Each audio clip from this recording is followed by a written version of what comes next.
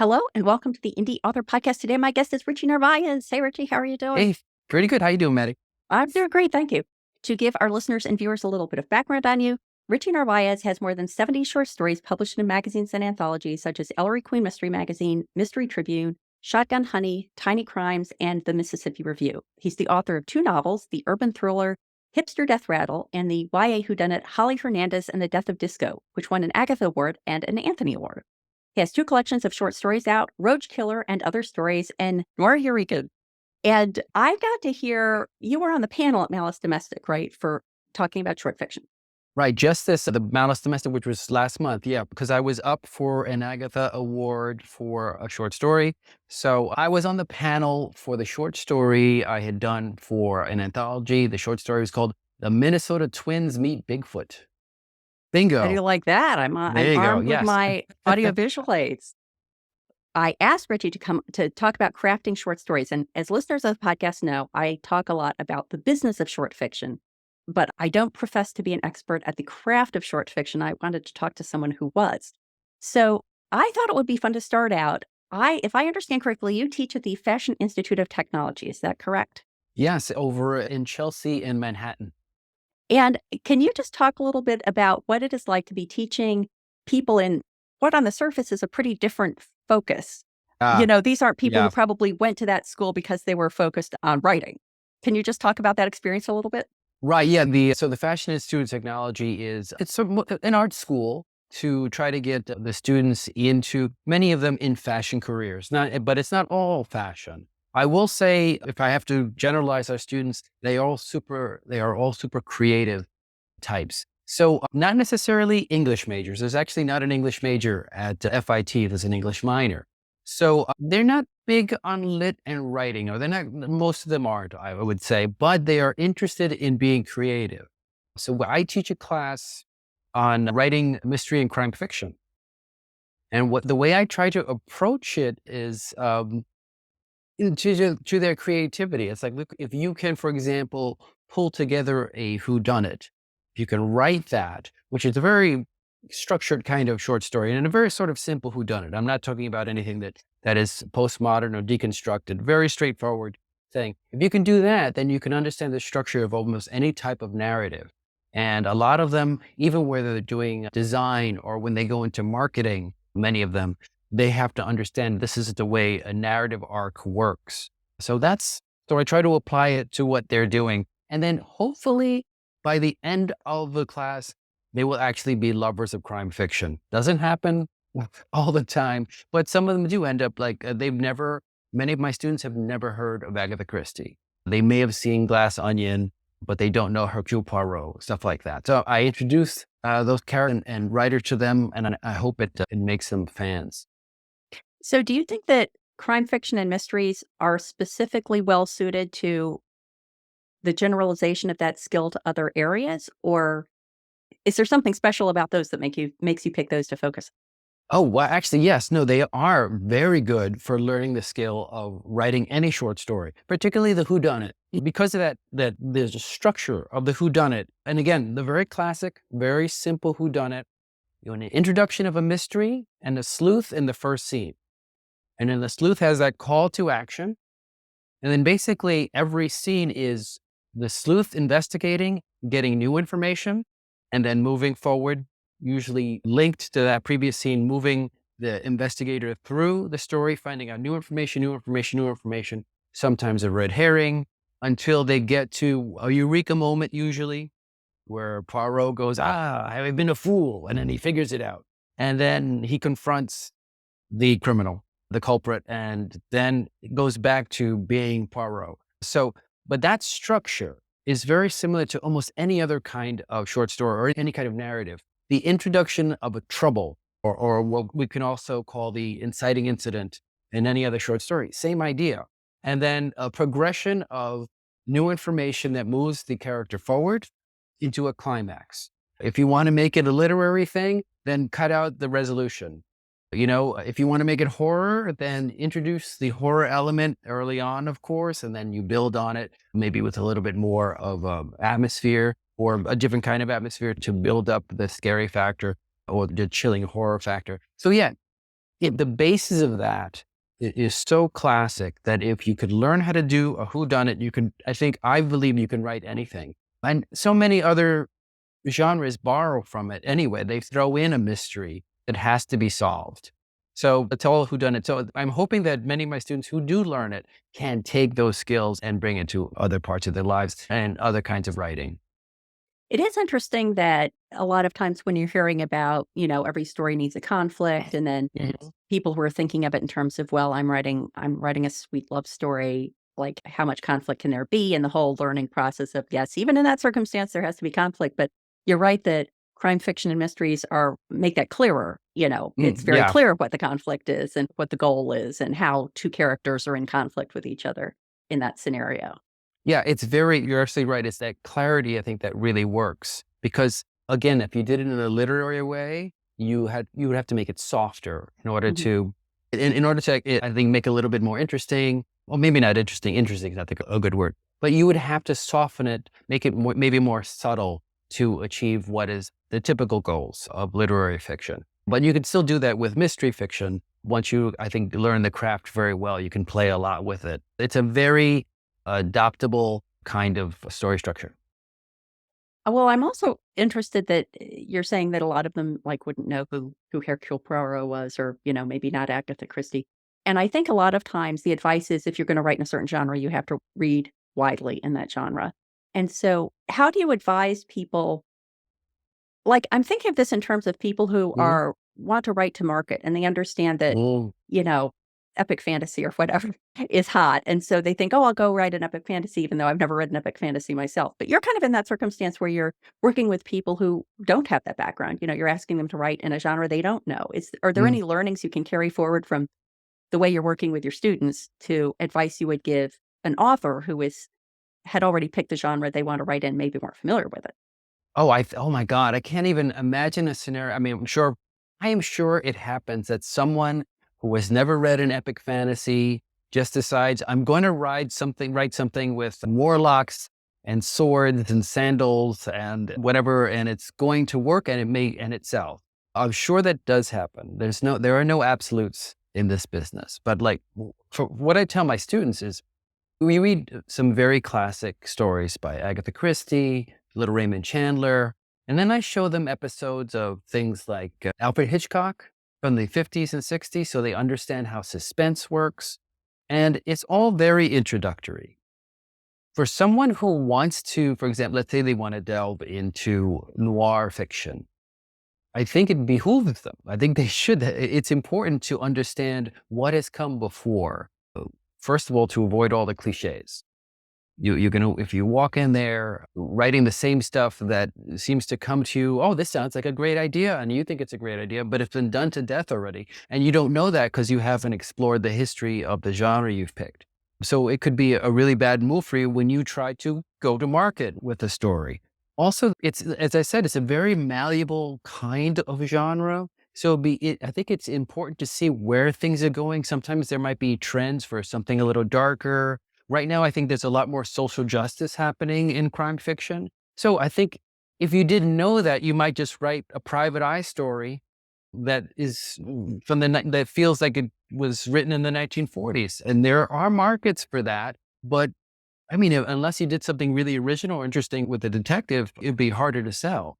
So it's important to know what you write and also to know who is writing it, to know the other authors. Certainly, if you're pitching a book, you want to be able to say, oh, my book is like Dennis Lehane plus this, or it's similar to Dennis Lehane. Well, if you're pitching a short story or you're writing a short story, you don't have to do that kind of work. But I think it's important to know that, oh, like, for example, if you wanted to pitch Alfred Hitchcock or you wanted to send them a short story and you've read the last 3 issues, which you should, I think at least 2 to 3 issues. And then your great idea for a thriller, some domestic thriller short story you want to write has already been kind of done in the last 2 issues. Then, maybe don't send it right now. Doesn't mean you can't send it in a few years, maybe tweak it. But right now it's a bad time. So it is very important to understand that this is a business and that you have to learn the business. You wouldn't just become a car salesman and not know about cars. You wouldn't become a computer tech and say, hey, I could fix your computer. without having seen a computer before. So it's a serious kind of business. And I think people tend to make light of it. Like, oh, anyone can write. I can write that. And it's really not that easy. So I want to step back even a little further and Mhm. address the scenario where a writer has an idea and they don't know yet whether it's a short story or a novel length work. Mm. Do you have any advice? Should people just dive in and start and see where it takes them? Should they kind of have an idea before they go in about how long it's going to end up being? And if so, how do they determine that? Mm. Any advice on that front? That, for what I do now is I've done this long enough that I can know at the very beginning stage, oh, that's not going to be a short story. That's going to take too long to get to. I can sense the ending. Even though I try to be very open about where it's going to go, if I know it's going to take too long to get there, most markets are topping out at 5,000, 6,000 words. They don't want anything longer than that. There are markets for novellas, but it's a little tougher to get into those.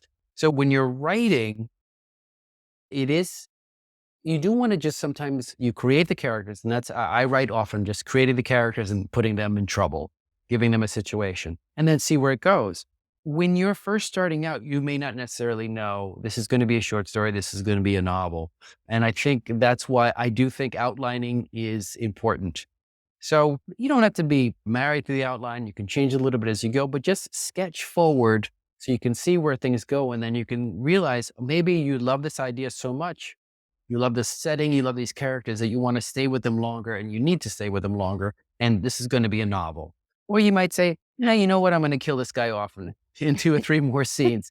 And because that fits right, that feels right. Or Yeah. maybe, and of course, again, no rules, no absolute rule. You could intend something to be a short story. And then by the time you get to 5,001, then it's words, then it's 6,000, 7,000, and it keeps going. That can happen.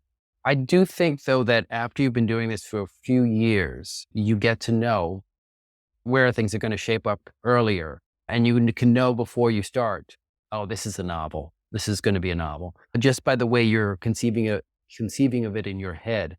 But when you're just starting out, I recommend always free writing like crazy so you can understand what you're trying to do a little bit, begin to understand what you're trying to do. And then take the free writing and do a very light outline. I think sometimes when people think too much about outlining, they get very stuck to it. It's like, well, that's not in my outline, but it's okay. The outline is just as loose as anything else. So, and I think an outline will help you know where it's going to go. But honestly, if you're just starting out, just write the damn thing. Don't think Yeah. about it so much. Just write, the most important thing for, I think, a lot of newer writers, I tell this to my students, just finish. Just finish. Just take it wherever it's going to go and get as far as you can. And it's going to be a mess. And you'll see that it's a mess. And sometimes it's a mess that's only 4,000 words. And sometimes it's a mess that's 80,000 words. But just finish the thing without really thinking too much about what it's going to be. Certainly when you're starting out, just take it where it goes. When you're just starting out, I think just let it loose on the page and see where it takes you. Are there any guidelines? And I'm saying guidelines intentionally because we know that none of these are hard and fast, but I'm thinking in terms of number of characters, number of points of view, number of settings, things like that, Mm. that, just because of mechanics, you can't fit Right. as many into the short stories, the long story. So do you either have some tips that beginning writers to short fiction should consider if they know they want to write a short story and they want to do that, or they're saying, oh, then the team of 7 people come in and you say, okay, wait, it's already not a short story. If you have, if you're going to give equal time to the 7 people on the team.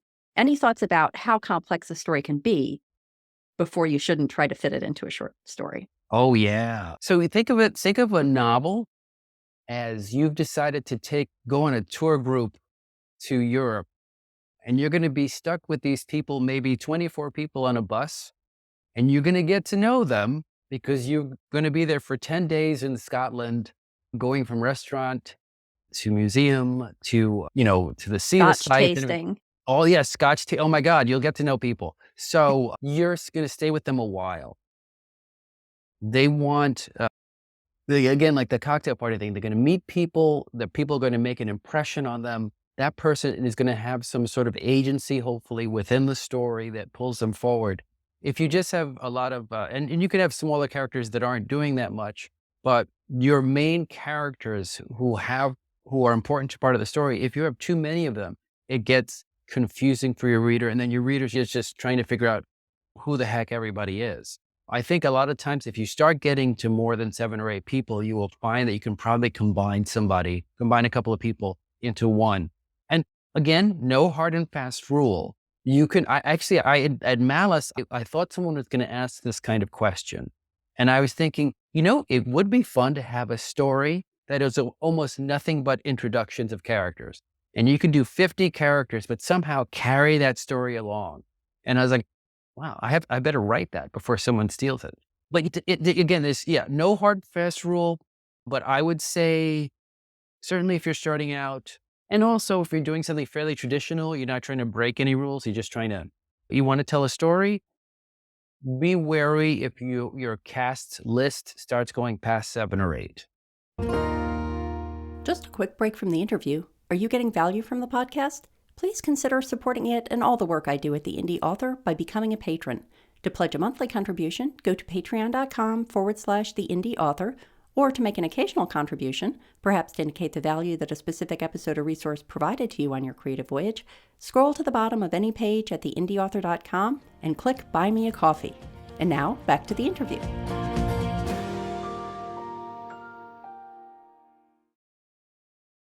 I think there's also an aspect of within one's own oof, Ooh, how outlandish the character is. So the yeah. example I'm thinking of is that in my Ann Kinnear books, there's Ann Kinnear's mentor is a man named Garrick Mazur, and he's very curmudgeonly and he's eccentric. And I have some people, if people love Garrick, they really love Garrick. And I often have people say, oh, we want a Garrick story. I was like, yeah, but Garrick is but more like good in small doses. Like Yeah. Garrick Okay. comes in and out of the stories, but 80,000 words of Garrick, I'm not convinced. And that might be fine if my readers were used to more outlandish, out there, curmudgeonly, eccentric characters. But in the world I've built, he's definitely an outlier. So I think 80,000 words of the outlier character would be too much. Thoughts about that? Oh yeah, that definitely. So I had written one of my first short stories that got published in crime fiction was a thing called Roachkiller. And it's about a hitman named Roachkiller who constantly refers to himself in third person. So Roachkiller's going to do this, Roachkiller's going to do that, and he's narrating. So I worked as a short story, and people said, "Oh, you should turn that into a book." And I don't think people can take that self-reference thing for a whole book. And also, he's meant to be a fairly archetypal type character, not somebody who develops that much. He's almost like a Western hero, even though he's a contemporary thing. So that's his deal. He works in that language. He goes through trouble, gets into trouble, but to have him the whole time. I mean, he's a fascinating character because he does that, but 80,000 words of him, I don't think people could take that. Yeah. But similarly, like I did Holly Hernandez and The Death of Disco, the YA book, and a lot of people were drawn to Xander Herrera, who's curmudgeonly teenager. He's nerdy and everything. I like And that. yeah, oh my God. And people loved him. And the thing is, like, I realized in writing is like, because Holly Hernandez, I conceived of as a short story, and he was the narrator of that short story, and it worked on that level. But as a book, as I realized, Holly needs her own space and her own voice, and also 60, 70,000 words of this curmudgeonly guy complaining about everything. After a while, you may just want to knock him out. So yeah, there is a space for fascinating and quirky, super quirky characters, but not necessarily to take the main stage or the main role.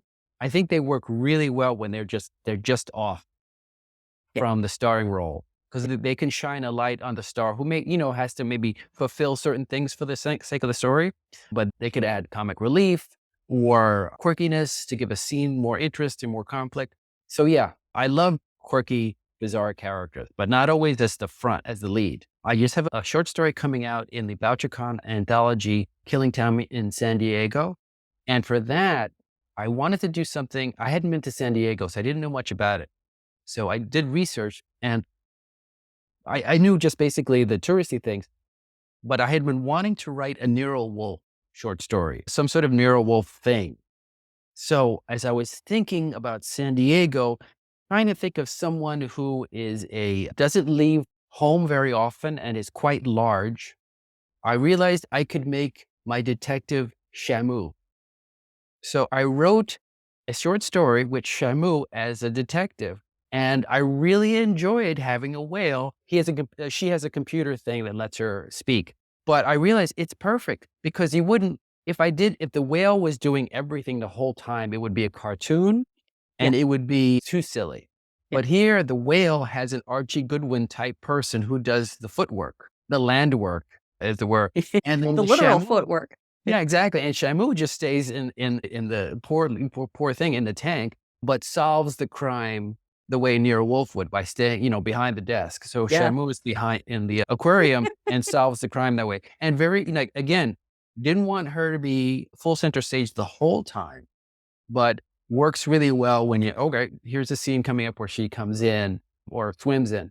But yeah, a lot of fun to write characters who are kind of bizarre and quirky because I think it brings some fun to the genre and just makes the story more entertaining in that way. But yeah, I wanted to mention that because it's coming out in September, August to September.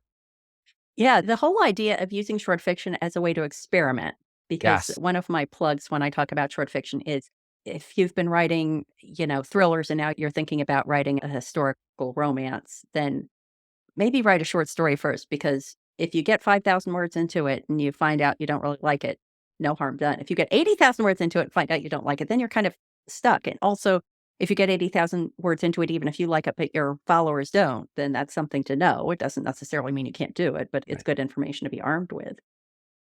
And you had talked about free writing. Can you just distinguish like how you're advising people to use free writing? Is it specific to short fiction? Is that just a general piece of advice you give? Can you Oh, use short fiction as like a warm up?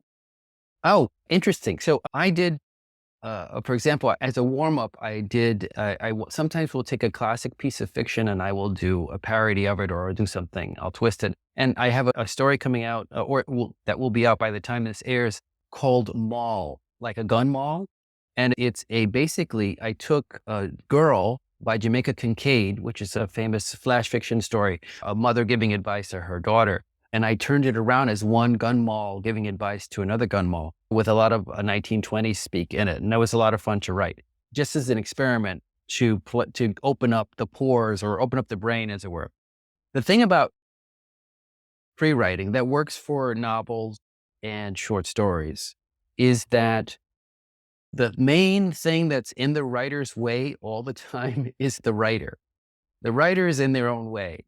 The writer's thinking, oh, this is going to suck before they start. This will never sell before they even type a word. This is going to get 1 star on Amazon before they finish the paragraph. So they short circuit themselves.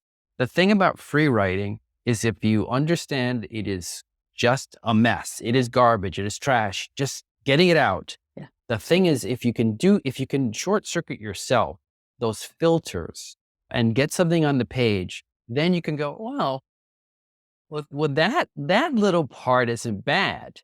And that's where it works. That's where free writing can work. So I think it's really good to have notepads like crazy with you at all times, by the bedside, of course, a notebook with you. And those idle moments when you're on the subway, when you're waiting at the doctor's office or something, just to scribble without thinking. And sometimes the scribbling is, I don't know why I'm scribbling. I'm just scribbling stuff down because I heard this guy in a podcast and he said it's important to scribble. But it's like working on a muscle and then just keeping that muscle activated so that as you continue to use it, it gets stronger. You get more familiar with it. You get muscle memory. You can relax into the idea of writing instead of constantly like saying, oh, I don't know what to do with this paragraph. Instead of worrying about what is going to happen with this paragraph or this scene, just write stuff that you know is absolute garbage and pick out the parts that you need, cut out all the other stuff. So yeah, I find free writing really helpful. I will also say, and I've been telling this to my students, all of us have this wonderful tech with us now. We have smartphones that do transcribe what we're saying. So I have discovered, and this is an old method, I believe the One of the people who wrote Ellery Queen used to do this. He had a bank load of secretaries. I don't know if it's a legend, but he was a lawyer and he had maybe half a dozen secretaries, and he would be dictating one story and then turn around and dictate another story and do pieces. Yikesy. Yeah, because he was, I mean, part of it was formula, but also he had them typing it for him. We have we don't need secretaries now. We have this wonderful tech that can do it for us. I find sometimes, especially when I'm stuck on a scene, that I can just open up, for example, my iPhone, open up an email and use the dictation thing and slowly dictate to myself what I want to happen in the scene. I can do the dialogue, I can act the parts, and then email it to myself. And then I'll have this big chunk of mess, but the idea of facing the blank page is gone, which is, I think, which stops many people. It's that blank page. And the thing is, get anything on there. So you'll have something to work with and you'll get around yourself. Are you the one who had the ideas? Yeah. I was the idea guy. Can you explain that? I love that tip. There's another thing I do when I have ideas for short stories. So this is often in the middle of when I'm going to sleep, trying to sleep, or I'm on my way somewhere and I for some reason, I didn't bring a notepad. I will send myself an email. Sometimes it's one line or two, but in order to find it later, because I think many writers do this, I always leave the subject line as IDEER, IDEER, because I would never spell it that way, not intentionally, like by accident. I mean, I might spell idea a different way, but I wouldn't do it that way. But doing it that way and no one else is going to write to me using that word.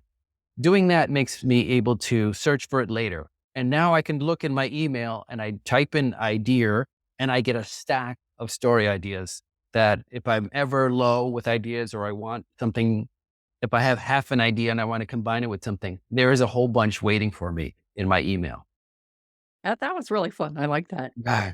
And the other way I can see using short fiction, I mean, I think short fiction from a craft point of view is so useful just because it's short.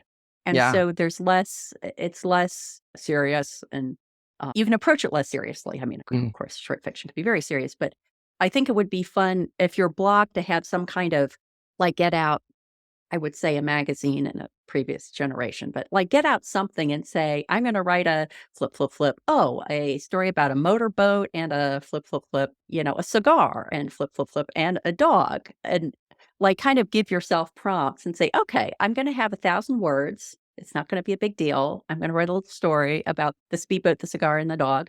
And just get yourself over the hump. Like it's another way around that, looking at the blank page and not knowing what to do. Yeah. No, that's a great tip. I think sometimes I'll do that with my students is I'll say, all right, pick an actor that you like and now kind of base a character on them, and usually actors have certain roles that they're kind of the same. Now pick a city and now think of trouble. What's the worst thing that could happen to you? Yeah. And now now put that all in one scene. Make this actor have that trouble. And that starts them. But this idea of almost like picking ideas out of a hat, you know what I mean? Like you're saying, just piece here, piece there is a great way when you're just, trying to figure out what the heck to do. I think a lot of people are like, I don't know what to name my character. I don't know what to do. I don't know where to start. And doing something like that, like old magazines, it's really good. You pick through, I didn't know they made airplanes like that, for example. And that could be interesting to do something with it. Or, Instagram is not bad, though it can be a time suck and can take you away from writing. But if you do a little bit of it, and with all social media, you should be moderate, you could find that's an interesting picture. I wonder what the story is behind that. It's like for some crime fiction, I will tell students to look at the old police blotter. Well, actually, my older students, not the newer ones, don't even know what a police blotter is or a newspaper. But when I do workshops, I'll say a police blotter still exists in most newspapers. And there's usually young man was assaulted outside of a bar and received 3 cuts on his forehead. Well, now imagine how he got there. What's his story? And then maybe combine that with a completely different article somewhere else or something you saw on TV. Yeah. And again, fodder to get past yourself. Yep. Yeah. One of my previous episodes was with Rand Walker, who writes, I think he calls it drabbles, but it's 100-word stories. And then he was doing things like writing collections of 100-word stories that each told an individual story, and also Yeah. had like an arc across the entire collection. I was like, holy cow, more Wow, power to you. that's a lot of work. Yeah. Yeah, but that is a fun thing. Like, I've done that a couple of times, written a 100-word story just as an exercise, Yeah. exercising the writing muscles. Yeah. It's about that writing muscle thing. I think Drabbles are very, I might be wrong. They're very science fiction-y usually, or horror. And we don't have a lot of drabbling in crime fiction. And there should be, because it's almost like a prose poem. Yeah, exactly. Yeah, And you can it's a really nice exercise. Yeah. spend a lot of time on each word, Yes. which is satisfying that in a way that you can't do it if you're writing a longer work. I know that when we were talking about the topic, one of the things that you had mentioned was how short stories come to life and how they're organized or plotted or pants. And we've talked about that a little bit, Mm. the idea of sketching things out. Anything else you'd like to add there about how they come to life? Well, this was something actually I was talking about at Malice. So very often, I think all writers have little nuggets of ideas in their head at all times. A piece here that is like, oh, that's a great character. I don't know what the hell to do with that character. Or that's a great scenario, and I got nothing else. Or I would love to. Oh, go to a small town in New Jersey and like, this is a great place for something. So Yeah. all these nuggets are in there, and they don't always connect. And what helps with short stories is when you hit on a themed anthology, or a journal wants certain types of stories. So for the one in Minneapolis for BoucherCon last year, I wrote the Minnesota Twins Meet Bigfoot. And I hadn't been to Minneapolis. I hadn't been ever. And all I knew was like stuff that Jesse Lowry and, for knowing Jesse Lowry, something from Fargo, I had nothing else. So I just started Googling what to do in Minnesota. And one of the big things is convention centers, it turns out. People go to conventions a lot. And I had always wanted to write about a cosplay convention, a crime at a cosplay convention. So I was like, oh, I could put it at the Minneapolis Convention Center. And then and then I was like, let me do more Googling, put in some slang, put in some cultural things. And then I said, well, the villain's got to be in a costume. And then at first it was just going to be somebody from a horror movie. This movie, Robot Mom, I'd also always wanted to write about somebody who wore a fish tank and a gorilla suit. But I was like, I wonder if there's a Bigfoot phenomena in Minnesota. And it turns out there is. That's one of the states where he's cited Hangs quite out often. a lot. He hangs out a lot. And that made the story come alive for me as I wrote it. All these little elements, something that was just like, I kind of want to do something with cosplay. And then there's a theme that having a themed market like that gives you a little bit more energy. Oh, well, I want to get that. I want to get in there. And then you do the research, and then that sort of catalyzes all these little nuggets to come together and makes the story come alive. Sometimes it's that call to action that makes you like, you're list at the keyboard wondering, I don't know, I want to write about this. When there's that call to action, it can really help you, set you on the right path. Yeah. Well, the topic of the craft of fiction was so broad, and I wasn't quite sure where our conversation would take us. But I think this theme of using short fiction, if nothing else, for a creative palate cleanser, a creative little boost of energy, is a great one. And so I think that the listeners and viewers have a lot of assignments to go out. If they're feeling a little bit blocked, we've given them plenty of ideas that they I can hope so. use short fiction to get past that. So, Richie, thank you so much. Please, everyone know where they can go to find out more about you and what you're doing online. Well, thank you for having me, Matty. They can find me always at RichieNarvaez.com. That's NARVAEZ.com, one word. And I picked one social media to focus on, and that's Instagram. On Instagram, you can find me at RNZ1000. Great. Thank you so much. Thank you, Matty.